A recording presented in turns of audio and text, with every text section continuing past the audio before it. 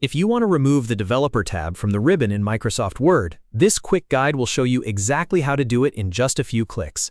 This is useful if the Developer tab was turned on by accident, or if you simply want a cleaner ribbon and a more streamlined Word workspace.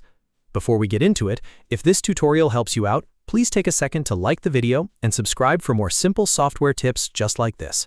Alright, let's jump in. To begin, open Microsoft Word on your computer. Once Word is open, look at the top left corner of the window and click File. This will open the Backstage menu, where you can access Word's settings and customization options. From the File menu, scroll down and select Options.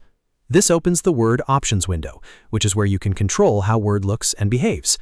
Inside Word Options, look on the left-hand side and click Customize Ribbon. This section lets you add or remove tabs from the ribbon, including tabs like Home, Insert, Review, and Developer.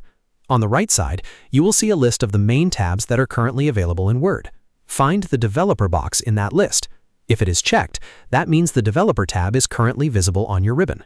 To remove it, simply uncheck the box next to Developer. This tells Word not to display that tab anymore.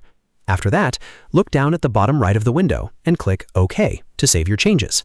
Once you do that, Word will close the Settings window and apply the update immediately.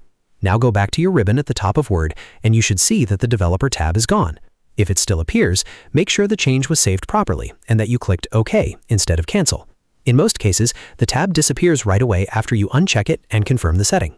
And that's really all there is to it. You've now removed the Developer tab from the ribbon in Word in just a few simple steps.